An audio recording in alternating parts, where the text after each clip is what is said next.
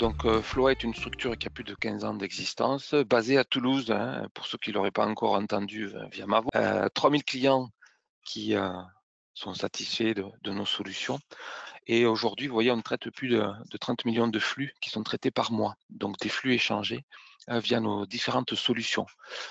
Notre expertise qui s'est construite au départ sur des solutions de type legacy qu'on a installées sur les machines pour venir, j'allais dire, accompagner l'usage des produits Sedge et particulièrement Sedge 100, on a étendu notre expertise aujourd'hui et notre expertise se positionne vraiment aujourd'hui sur les flux de dématérialisation, sur l'interopérabilité entre autres avec les applications. Donc c'est ça notre métier aujourd'hui qui évolue avec les échanges et les traitements des bulletins, des factures, de la signature, etc. Et ensuite avec des flux de données interapplicatifs entre les différentes applications. Aujourd'hui, notre mode de distribution s'effectue par un réseau national de distributeurs intégrateurs, mais pas que. On a aussi à l'international des intégrateurs qui proposent nos solutions. Ces solutions, justement, sont portées par la tête de pont qui est TED aujourd'hui, qui prend en charge la démat des bulletins de salaire, des factures clients, des factures fournisseurs, qui gère les achats et qui propose une solution de signature électronique. TAI, un module iconique de Floa, qui est un outil qui met en place en fait des scénarios d'impression pour générer des flux et prendre en charge justement un process d'impression. Et la plateforme Yo, d'accord, comme son nom l'indique, IO, In, Out, c'est une plateforme qui met en communication, qui propose de l'interopérabilité avec via des connecteurs, qui proposent aussi un framework pour les développeurs qui viennent greffer leur développement. Et ensuite, on a un module sur l'API multi-ERP qui permet de faciliter les échanges avec des ERP avec lesquels nous sommes connectés. Donc, vous voyez, cette plateforme IO qui est vaste aussi, qui est riche par les propositions qui sont faites. Ensuite, des applications historiques comme liste de recherche, OSS et PM qui sont pour le coup en lien typiquement avec Sedge 100 et qui nous ont fait aujourd'hui, qui nous ont permis de grandir pour prendre le virage justement de la démat. Alors, plus spécifiquement ce matin, nous allons parler de la solution qui s'appelle TED-Esquire. Et en 2022, on a initié un partenariat avec l'éditeur qui s'appelle Esquire. Aujourd'hui, on a plus de 70 clients qui sont onboardés et puis on a pas loin de un peu plus de 12 partenaires aujourd'hui qui sont distributeurs de la solution de TED-Esquire. Aujourd'hui, ce partenariat, il repose sur 5 piliers importants, au premier rang desquels on va trouver la robustesse d'Esquire. Donc Esquire est un éditeur français qui est basé à Villeurbanne, pour lequel nous avons fêté les 40 ans d'existence au mois de juin, donc c'est pas un nouveau venu. Il intervient sur l'ensemble des pays en Amérique, en Australie, au Japon, etc. Et donc, c'est une des premières plateformes à avoir été immatriculée comme plateforme agréée. Ça, c'est pour notre franco-français, notre réforme franco-française. Ce partenariat aussi est initié ensuite par l'expérience de TED. Donc TED, aujourd'hui, on a l'expérience d'une plateforme qui est éprouvée dans le temps, qui gère plus de 1200 clients, qui échange énormément de documents, que ce soit des bulletins, des signatures, des factures, etc. Donc cette plateforme, elle est éprouvée, elle est solide et elle fait l'objet de façon régulière de pentests qui en attestent de sa robustesse. La pertinence de Floa, l'expérience, le savoir-faire de Floa dans tous les enjeux des PME, d'accord, autour d'un savoir-faire et d'une connaissance des métiers qui a été acquise par une équipe compétente et performante sur les métiers de la PME et des ETI. Le modèle économique, et ce n'est pas le moindre des sujets, qui propose une plateforme. Donc, ces plateformes sont multiservices et c'est un paiement à l'usage. Je ne paie que ce que je consomme. D'accord. Les systèmes d'utilisateurs, je prends une licence pour X utilisateur, ce n'est pas chez nous. Nous, on ne paie que ce qu'on consomme. Et enfin, ce point majeur, j'allais dire, qui fait la boucle est bouclée avec Esquire, c'est la solution connectée. C'est vraiment le sujet, c'est la connexion en temps réel avec le RP connecté. Donc depuis Esquire, on est connecté avec le RP pour échanger des flux de façon bidirectionnelle et de façon synchrone. On n'est pas avec des échanges de fichiers. Alors, justement, cette plateforme agréée, d'accord, qui est portée par Esquire, avec le relais de TED, d'accord, qui propose donc des connexions avec un certain nombre de RP, Donc Sedge100, FRP1000, Sedgix3, EBP Penny et Microsoft Business Central. Ben là, vous avez compris, on couvre un marché vaste de connecteurs et de RP connus. On propose sur cette plateforme TED un assistant de paramétrage qui facilite le déploiement par des étapes successives qui permettent un déploiement simplifié et rapide de la solution. Évidemment, le sujet étant de se concentrer sur les workflows et non pas sur la partie installation et la partie connexion qui, là, est prise en charge par la plateforme TED via cet assistant de facturation. Concernant les applications qui sont proposées aujourd'hui par Esker, donc on évoque la facture fournisseur, d'accord, mais pas que. On verra tout à l'heure qu'on a d'autres solutions comme la facture client et la gestion des achats. Donc, c'est ce qu'on verra un peu plus tard. L'idée étant de voir que toujours cette alliance entre Esker et TED, d'où le nom TED Esker, mais on profite du meilleur de chacun des acteurs. L'offre TED Esker, on va la reprendre, elle est un peu plus détaillée dans les propositions qui sont faites par des modules Esker. Peut-être côté gauche, on va revoir ce qui est porté par TED pour le coup, donc l'assistant de paramétrage, d'accord, la centralisation des comptes clients et fournisseurs et tous les enjeux du référentiel. On a une maintenance et supervisée, donc ça c'est pratique pour les partenaires, mais aussi pour avoir l'état des flux qui sont consommés. Et ensuite, on a des connexions ERP avec des liaisons directes, ce que j'évoquais juste à l'instant avec la famille des produits Sedge, BP, MDBC, Penny. Et puis, sur la roadmap 2025, on parle de source flex API. Ça, ce serait pour tous les ERP qui ne sont pas référencés, c'est de proposer une API universelle, un point d'entrée générique qui permettra aux solutions exotiques, si je peux dire, aux solutions métiers, de bénéficier de tout notre savoir-faire et toute la compétence et la technicité d'Esker.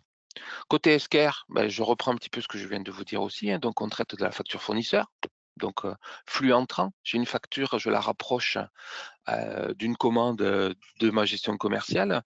J'ai des factures sans commande qui sont des factures de type frais généraux. Donc, on va gérer tout ça, tout le flux de traitement de la facture fournisseur. On pourrait associer ce traitement de la facture fournisseur avec tout le module de demande d'achat.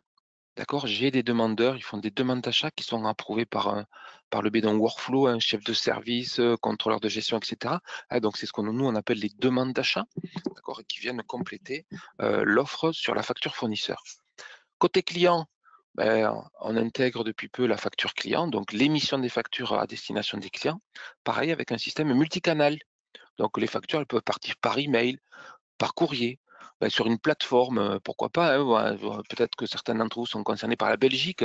Dès le 1er janvier 2026, voilà, on pourra acheminer la facture vers des clients belges via la norme PayPal 3.0 qui a été proposée par la Belgique. Et évidemment, dès 2027 ou 2026, suivant la taille de vos entreprises, on enverra les factures via la plateforme agréée pour satisfaire aux contraintes de la réforme. On propose le portail client, le portail fournisseur.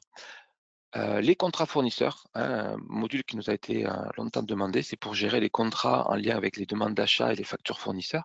Donc, c'est les contrats, c'est gérer les contrats, c'est rapprocher une facture avec un contrat et pouvoir associer une facture à un contrat et vérifier la facturation, bien pratique.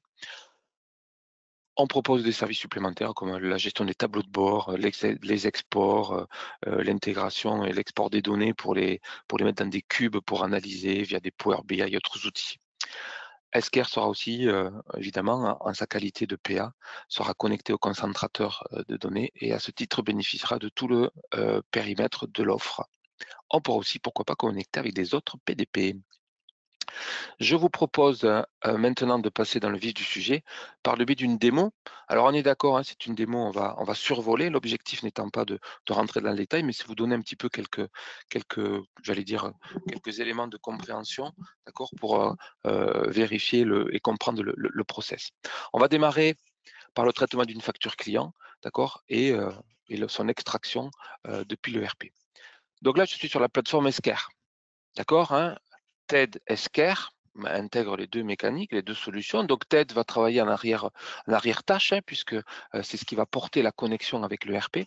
Et Esker, lui, c'est le frontal qui va être mis à disposition des différents utilisateurs. Donc là, je suis connecté en tant qu'Elise. D'accord, Elise, c'est un gestionnaire ADV dans une entreprise. D'accord? Et c'est son tableau de bord.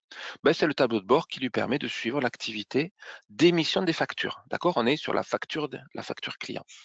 Alors, ce tableau de bord, évidemment, peut être modifié et vous verrez tout à l'heure quand on traitera la facture fournisseur, c'est un autre tableau de bord, évidemment, puisque le périmètre diffère, mais on aura des éléments et des, enfin, des indicateurs différents. Pardon.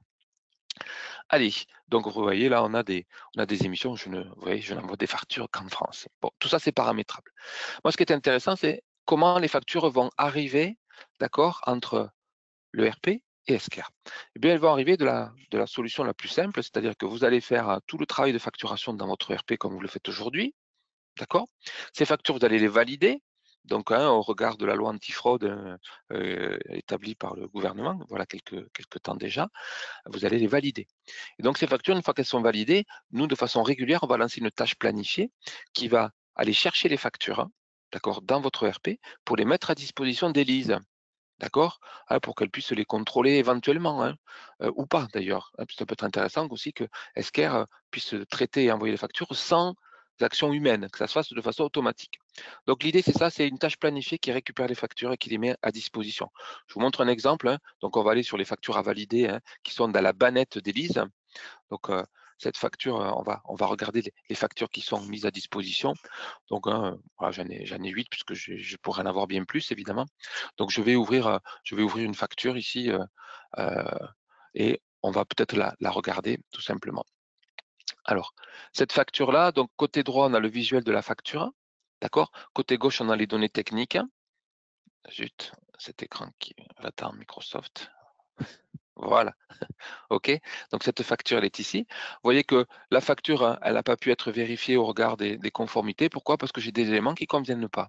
Donc ce qui est intéressant, c'est qu'Esker, en amont de la mise en œuvre de la réforme de la facture électronique, propose des contrôles de conformité. Donc dès aujourd'hui, vous pouvez demander à Esker de vérifier si vos factures sont conformes. Ben là, c'est pratique, hein, puisque ça donne le détail. Alors là, c'est en anglais, mais ça pourrait être évidemment rédigé en français.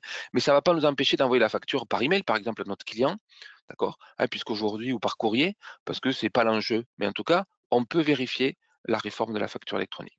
On va retrouver ici tous les éléments qui ont été alimentés par le biais de notre connecteur. Je vous rappelle que notre connecteur va chercher les éléments de la facture dans votre ERP et va alimenter, si je peux dire, tous les champs que vous avez là. Vous voyez, les coordonnées à qui j'envoie la facture, quel est le destinataire de la facture, quelle est la raison sociale, les éléments de TVA, les informations DI. Donc, on va retrouver tous ces éléments-là qui seront soit présents dans votre ERP, c'est tant mieux, soit seront, pourquoi pas, enrichis dans Esker. Puisqu'il est possible d'enrichir une fiche client dans Esker pour renseigner des données qui ne seraient pas stockées dans l'ERP. À voir, hein. Donc tout est possible. Soit on met tout dans l'ERP, à ce moment-là, on fait du mapping, c'est-à-dire qu'on fait des correspondances entre un champ Esker et un champ de votre ERP. Et comme ça, on alimente de façon automatique tous les champs. Donc vous voyez, on va même jusqu'à extraire les lignes. Alors je vais vite, hein. L'objectif étant de vous montrer voilà, que tout ça c'est réalisé. On extrait les lignes, les bases de TVA, etc., etc. Donc tout ça, on l'a extrait. Et ça permet à un opérateur, pour le coup, de vérifier. Pourquoi pas de modifier? Il est tout à fait possible d'intervenir sur le document. Et ensuite de l'approuver, d'accord, de l'approuver, de la rejeter, etc. Ou de la mettre en attente, cette facture. Donc, la facture est extraite, elle est mise à disposition. Alors, on pourrait regarder une autre facture, par exemple, une facture qui est à destination d'un client un peu particulier, hein, qui est Hôpitaux Assistance de Paris. Et là, pour le coup, la facture, elle est à destination des hôpitaux de Paris. Et donc là, ça va être du Chorus Pro. Alors, ça me permet de vous montrer aujourd'hui tous les canaux possibles d'émission des factures vers des plateformes. Alors, des plateformes ici, hop, des plateformes peut-être que certains d'entre vous connaissez, hein, des plateformes du marché, si je peux dire, hein, avec Agena, avec CGDIM, CRS, Basware, etc. Mais avec l'extension aussi vers des pays qui, eux, ont déjà mis en place la facture électronique. Bon, l'Australie, la Nouvelle-Zélande, bon, c'est très bien, c'est peut-être un peu loin. On a l'Allemagne, on a ici notre Chorus Pro national, si je peux dire. On a l'Italie, que j'ai mis en œuvre il y a quelques semaines, d'accord, pour envoyer des factures via la mécanique SDI italienne. Et on va trouver certainement aussi la Belgique. Oh, zut, la Belgique ici, vous voyez la Belgique avec la norme PayPal 3 qui est proposée. Donc pour notre client, en l'occurrence, c'est du Chorus Pro. Alors évidemment, la machine reconnaît, en fonction du SIRET du destinataire, attribue automatiquement ce canal-là, puisqu'il y a une interaction entre Esker et l'annuaire Chorus Pro. Voilà. Et là, évidemment, je serai peut-être amené à renseigner un code service ou un code d'engagement, suivant que les hôpitaux de Paris me demandent de le faire. D'accord? Voilà. Donc, hein, plusieurs missions de cet écran. Je vous ai présenté tous les canaux possibles qui sont accessibles. Voilà, donc cette facture, je l'ai modifiée et elle va pouvoir être prise en charge. D'ailleurs, elle a disparu puisqu'elle est prise en charge, puisqu'elle est en tout point conforme. Donc, notre amie Élise va évidemment traiter les factures et va les mettre à disposition des clients finaux. Vous allez me dire, mais elle doit valider toutes les factures? Bien sûr que non. L'idée, évidemment, c'est que les factures soient prises de façon automatique par Esker et ne restent dans la bannette de la comptable que celles qui sont en échec. D'accord? Puisqu'on va trouver ensuite un certain nombre de listes, d'accord, qui en fonction de la destination, vous voyez, on va trouver le B2C international, on va trouver les factures qui sont à déposer sur Chorus Pro, etc. Donc, on a des listes que l'on va retrouver aussi dans des tableaux de bord distincts que je vais vous présenter dans quelques secondes. Donc, pour vous montrer la souplesse d'Esker, et on va qualifier la donnée et ranger la donnée en fonction de sa destination, pourquoi pas, parce que ça peut être pertinent quand on gère beaucoup de factures. Donc là, nous, en l'occurrence, on va retrouver, vous voyez, on a toutes les factures ici qui seraient disponibles, avec la possibilité de faire des filtres. Et pour une facture qui aurait été mise à disposition, vous voyez celle-ci, là, la dernière, donc c'est pour vous montrer qu'on peut les rejeter, il y en a qui soient validés, etc.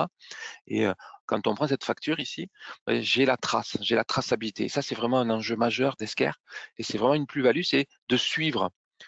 J'ai envoyé ma facture, mais je vais l'en suivre son arrivée à bon port, si je peux dire, à destination.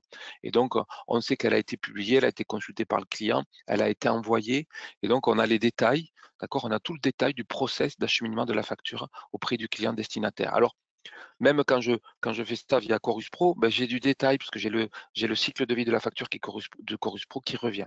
Donc, on a un suivi complet et total, d'accord, des envois de factures qui sont mises à disposition des utilisateurs. Voilà pour la facture. Je voulais vous montrer le tableau de bord, hein. On a vu le tableau de bord principal de notre amie Élise, mais peut-être qu'elle a beaucoup de factures. Élise, elle va avoir besoin peut-être de le scinder par nature. Vous voyez, on a un tableau de bord dédié pour la facture électronique France. Bah oui, parce que peut-être celles qui partent par voie de la facture électronique France, mais j'aurai un tableau de bord dédié. Et ainsi, je pourrais suivre toutes ces factures-là, d'accord, typiquement, avec le cycle de vie qui apparaît sur la partie basse, d'accord, puisque les plateformes agréées vont communiquer entre elles et donc elles vont s'échanger des données pour mettre à jour le statut de la facture. Et donc là, on a les statuts qui sont directement accessibles sur le portail et via les compteurs, vous l'avez bien compris, l'utilisatrice Élise pourra retrouver les éléments manquants sur une facture qui aurait été acheminée. Pareil pour la conformité. On l'a expérimenté tout à l'heure quand on est rentré sur la facture avec l'échec du test de conformité. Et on va retrouver un tableau de bord dédié pour tous les problèmes de conformité. En prévision de la mise en œuvre de la réforme, ça permet d'anticiper et d'intervenir dans les bases clients pour modifier et qualifier au mieux les tiers. Voilà, les adresses postales par exemple, les SIRET est-il bien renseigné, le numéro de TVA Intracom est-il bien renseigné. Un tableau de bord dédié pour l'e-reporting. D'accord, hein, donc ça, c'est le sujet, c'est un des sujets de la réforme avec scinder les destinataires, les factures en B2C ou B2B en international, les factures, les paiements, les transactions B2C, le paiement des transactions, etc. Et les transmissions agrégées auprès du concentrateur qui seront effectuées par Esker par décade. Donc tout cela est centralisé, organisé dans un tableau de bord dédié pour que l'utilisateur s'y retrouve. Et pareil pour l'envoi de la facture italienne et pareil pour les envois sur la facture Chorus Pro. Voilà. Ces différents tableaux de bord sont entièrement paramétrables et sont accessibles à des utilisateurs en capacité d'intervenir dessus. Notre amie Élise a validé la facture. Mais cette facture a été acheminée, alors je vais vous prendre un exemple. Cette facture a été acheminée vers un destinataire. Donc voilà l'email qui est envoyé au client destinataire. Donc c'est intéressant de le voir, hein. Donc c'est un email qui reprend le logo de l'entreprise évidemment. On retrouvera ici le PDF de la facture qui est joint, hein, ce PDF qui est signé, hein, qui porte une une signature numérique. Mais ce qu'il y aura d'intéressant aussi, c'est de pouvoir, de façon optionnelle, mettre à disposition, ici vous voyez, hop, pardon, consulter l'état du compte, consulter la facture. Donc ça, on va pouvoir le faire depuis un portail. Donc le portail que j'ai ici, vous voyez, c'est le portail client qui est mis à disposition du client. Donc ça, c'est vraiment le client qui accède à son portail. D'accord? Donc on lui donne des accès. Donc ça, c'est optionnel. Optionnel dans le sens où c'est vous qui l'octroyez, c'est vous qui octroyez le portail à votre client. Ah, c'est pas lui qui se connecte, mais en tout cas, peut-être qu'une partie de vos clients, vous allez leur donner un accès à un portail. Le client, évidemment, s'identifie et pose un mot de passe. Vous avez toute la capacité de programmer, évidemment, le visuel, puisque c'est votre portail que vous mettez à disposition de vos clients. Et votre client va retrouver toutes les factures qui sont échangées. D'accord? Y compris dans le cas de la facture électronique. Donc demain, on pourra conserver ce portail et directement accessible. Donc on retrouve la facture 70. Ah tiens, c'est pas celle-là qu'on a vue tout à l'heure, si. On retrouve la facture ici, d'accord, qui est accessible au client final et il peut la consulter et éventuellement peut échanger avec celui ou celle qui l'a émise. Donc ça peut permettre d'éviter de surcharger des mails. Là, on fait des petits messages entre Esker, enfin entre le client et son gestionnaire ADV depuis la plateforme Esker. Votre client pourra même procéder au paiement de la facture si vous souhaitez le faire. Donc on retrouve ici toutes les factures, d'accord, mises à disposition de ce client qui s'appelle Ciselure. Il les retrouverait toutes évidemment dans la limite des 11 ans, d'accord, correspondant à l'archivage à valeur probante. Côté paiement, pareil, on peut déclencher le paiement, d'accord, si on connecte la plateforme Esker avec un organisme de paiement, on va pouvoir procéder au paiement.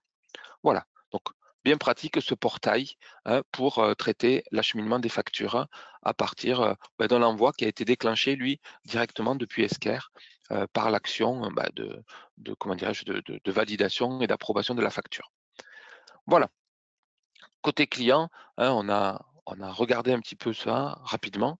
L'idée, voilà, les factures dans l'ERP sont extraites, sont mises à disposition ou sont envoyées directement. Regardons maintenant une demande d'achat. Alors là, attention, on passe de l'autre côté, du mur, si je peux dire, puisqu'on est côté fournisseur. Donc, c'est le traitement des demandes d'achat. D'accord? Je fais une demande d'achat, j'ai besoin de quelque chose pour œuvrer. Alors, vous remarquerez déjà, on est sur la même plateforme, d'accord? Et on a un tableau de bord qui diffère de celui d'Élise. Maintenant, ça s'appelle Eric. Eric est demandeur, mais Élise pourrait être aussi un demandeur. Élise, pour fonctionner dans le cas de ses missions ADV, elle a besoin de faire des demandes d'achat. Donc, elle aura aussi, pourquoi pas, un espace de travail. Vous voyez, c'est-à-dire qu'Eric, il peut naviguer dans les différents espaces de travail et il va retrouver, vous voyez, la gestion des envois des factures, puisque je lui ai donné le droit de, pourquoi pas, de basculer d'un espace de travail à un autre. Ce qui nous intéresse dans l'immédiat, c'est faire une nouvelle demande d'achat. Et cette nouvelle demande d'achat permet à Eric, d'accord, de faire justement, dans le cas de ses missions, il a besoin de quelque chose. Alors, ce quelque chose, qu'est-ce que c'est? Alors, ça va être très varié finalement. On va pouvoir aller chercher dans le référentiel de l'ERP, d'accord? Je peux chercher dans mon référentiel de mon ERP, je vais chercher les articles qui sont stockés dans ma base Sage, là, en l'occurrence, je suis sur Sage 100, d'accord? Donc, je fais appel au référentiel ERP. Je dois renseigner un certain nombre de choses. Là, c'est obligatoire de renseigner un centre de coût, d'accord? C'est l'activité. OK. Je pourrais mettre le prix qui est ramené, la quantité que je souhaite, et une date de livraison prévue qui pourrait déclencher le contrôle budgétaire, pour le coup. Donc, première source de traitement de la facture, du référentiel dans l'article, pardon. Deuxième chose, je pourrais utiliser un catalogue Esker. Pardon. Ce catalogue Esker, comme son nom l'indique, il est propre à Esker. Donc, dans Esker, j'ai saisi des articles, d'accord, qui sont disponibles pour les demandeurs. Voilà. Alors, je peux les ranger par famille, d'accord, donc à voir comment c'est organisé. C'est une histoire de catalogue, on appelle ça un catalogue, mais c'est intéressant puisque l'opérateur peut aller piocher dans ce catalogue disponible et il fait son marché et il ajoute à la demande d'achat. L'écran reste identique. Par contre, le référentiel consommé, si je peux dire, le référentiel utilisé est un référentiel qui est décorrélé de celui de l'ERP. On est vraiment décorrélé. J'affecte mon centre de coût parce qu'il est nécessaire de le faire, puisque c'est une obligation. Je pourrais déclencher la date de réception souhaitée qui déclenche, lui, le contrôle budgétaire, puisque la demande d'achat, on l'associe à une demande budgétaire. Autre point intéressant, je pourrais utiliser le punch-out. Alors, certains d'entre vous peut-être connaissent le punch-out. C'est la capacité qui est mise à disposition par un site de e-commerce, d'accord, de permettre de faire des commandes directement depuis le site. Alors, j'ai un exemple avec Amazon, c'est-à-dire que depuis la demande d'achat, donc Eric va faire sa demande d'achat sur le site d'Amazon. Alors, il y a un certain nombre de sites qui existent aujourd'hui. Il y a Manutan, il y a Bruno, il y en a plein d'autres. Alors, il n'y a pas d'annuaire aujourd'hui. Hein. Il n'y a pas d'annuaire aujourd'hui qui recense tous ces sites punch-out. Il faut demander. Donc, si vous travaillez par des commandes via des prestataires, ben, vous pouvez leur poser la question autour de l'utilisation du punch-out. Et là, ben, Eric fait son marché. Moi, j'ai besoin d'un clavier, un clavier sans fil. Très bien, ben, je vais pour un clavier sans fil. Ben, je vais faire mon petit marché. Alors, pas mon petit, je vais faire mon marché tout court. Et j'accède à tout le référentiel qui est proposé par le site en question. Voilà, je veux ce clavier, il me plaît bien, je l'ajoute au panier. Donc, en tant que demandeur, je constitue mon panier sur Amazon, ou sur Manutan, ou sur Bruno, ou ailleurs. Une fois que j'ai fini de faire mon panier, d'accord, je vais soumettre ces articles pour approbation. Et là, on va basculer de façon automatique dans Esquerre pour alimenter la demande d'achat. D'accord? Et là, je me retrouve avec une ligne supplémentaire. Voilà, le Logitech ici. Je l'affecte à ma bonne catégorie d'articles parce que j'ai besoin de l'avoir, ces prestations. Voilà, je sais pas, bon, peu importe, c'est pas. Et je fais mon travail d'affectation de mon centre de coût. D'accord? Autre façon d'alimenter la demande d'achat. Autre point encore, c'est de pouvoir télécharger un devis. J'ai demandé à mon fournisseur de m'établir un devis. Eh bien, via les mécaniques d'OCR d'Esquerre, eh bien, on va demander à Esquerre de décrypter le contenu du devis pour alimenter les lignes de poste. Hein, ça, ce sont les lignes de poste. Attention hein, à la forme de la rédaction du devis, parce qu'on a des devis hein, souvent qui sont rédigés de façon... Il n'y a pas de règle dans la rédaction des devis, donc hein, ça peut provoquer, hein, ça peut ne pas fonctionner le décryptage du devis. Mais sinon, si le devis est structuré comme une facture, c'est assez impressionnant la lecture qui est faite, hein, donc des lignes du devis directement par Esquerre. Et enfin, on aurait aussi la possibilité de saisir ici, hein, je veux acheter des bottes, je veux des bottes de 7 lieues hein, pour aller plus vite. Donc dans le cas de mes missions, voilà, j'ai besoin de bottes de 7 lieues. Et à ce moment-là, je fais une demande libre, si je peux dire, d'accord, avec une affectation à une catégorie d'articles, éventuellement un fournisseur, c'est pas utile. Ma ventilation, combien ça coûte une botte de Célio? Je pense que ça doit coûter bien cher. Il m'en faudrait 2 puisque je ne suis pas unijambiste. Voilà, donc ça c'est une demande libre, d'accord. Et l'objectif, vous l'avez bien compris, c'est que cette demande d'achat hein, vont faire l'objet ensuite d'un contrôle, d'une approbation, hein, soit par mon chef de service, d'accord, soit par un contrôleur de gestion qui lui va rapporter au budget, puisqu'il est bien, il y a bien un sujet lien avec le budget. Donc c'est tout ce qu'on va trouver sur la partie basse ici, avec la notion de workflow, d'accord. Ce workflow qui peut être déclenché par des différents faits générateurs, hein, le centre de coût, le montant de la demande d'achat, le dépassement budgétaire, etc. Et là, vous voyez, on voit que ça va, on voit que ça va passer cette demandeur, ça va passer ensuite au groupe des acheteurs, d'accord? Et ensuite, ça va devoir revenir à Carole, qui elle doit finaliser l'achat. Donc c'est elle qui transforme la demande d'achat en commande d'achat. Donc c'est vraiment simple de pouvoir œuvrer par escalade pour trouver les bons acteurs pour intervenir dans le process. Alors évidemment, ça va faire l'objet d'une commande, cette commande pourra être, elle, pilotée et soit avoir une transcription dans l'ERP. Je reprends le premier article ici, là, ma bague argent, j'ai été la chercher dans mon ERP. Donc l'idée, quand je vais transformer cette demande d'achat en commande, cet article, je vais en créer, pourquoi pas, une commande dans l'ERP, hein, une commande d'achat. En revanche, pour mon écran que j'ai commandé via le catalogue, eh bien, je vais laisser cette commande à Esquerre, puisqu'Esquerre propose une gestion des commandes internes avec la possibilité de faire une réception directement dans Esquerre. sans passer par l'ERP, ce qui peut être bien pratique. Donc, on a un mode hybride. Donc, c'est vous qui choisissez. Est-ce que je travaille que dans l'ERP? Est-ce que je travaille que dans Esker? Ou hybride, je travaille suivant la commande, suivant la ligne de commande. Je travaille alternativement soit dans l'ERP, soit je reste dans Esker pour suivre ma commande d'achat et effectuer mes réceptions. Donc, ça, c'est au choix d'un paramétrage. Au terme de la demande d'achat, bien évidemment, on va créer cette fameuse commande qui, elle, sera en attente de la réception, évidemment, puisqu'il faut réceptionner, ma bague argent, mon écran, mon clavier et mes bottes de CELIeu qui ne seront peut-être pas acceptées par mon manager. D'accord? Mais en tout cas, j'ai ce process qui est déclenché et on pourrait faire appel à différents acteurs suivant la nature des produits et dispatcher la demande d'achat, d'accord, vers différents contrôleurs parce que l'entreprise le nécessite. Hein. Si j'achète des fournitures de bureau, c'est le DAF. Si j'achète des outils pour l'industrie, à ce moment-là, c'est le magasinier ou autre chose. Voilà. OK? Donc, tout le procès de demande d'achat qui est initié par la demande de notre ami Eric et qui fera ensuite l'objet d'un contrôle, d'une approbation et d'un achat. Voilà. Je vous propose maintenant d'aller voir le dernier point qu'il nous reste à voir, c'est le traitement de la facture fournisseur. D'accord? Donc la boucle sera bouclée. Donc j'ai fait ma demande d'achat, j'ai fait ma commande fournisseur, j'ai fait mes réceptions. L'idée c'est de pouvoir réceptionner ensuite des factures. Alors justement, on va changer d'opérateur là. On va s'appeler John dans le contexte de John qui est comptable, dont la mission est de traiter des factures fournisseurs. Donc vous voyez, on a encore un nouveau tableau de bord. On a vu celui d'Élise, on a vu celui d'Eric. Nous voilà avec celui de John, un comptable. Donc sa mission, lui, c'est de traiter la facture fournisseur qui arrive, de la rapprocher éventuellement de la commande ou pas, comme les factures sans commande, des factures de type frais généraux, et c'est ce que je vous propose de suivre.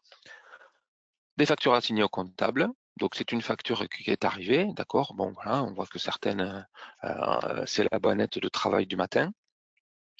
Et notre ami le comptable va devoir traiter une facture directement depuis la facture reçue du fournisseur. Donc côté droit de la facture, côté gauche, les données techniques. D'accord. L'idée c'est de faire travailler un peu Esker pour me faciliter ma tâche moi en tant que comptable. Les vignettes qui représentent les différentes pages de la facture.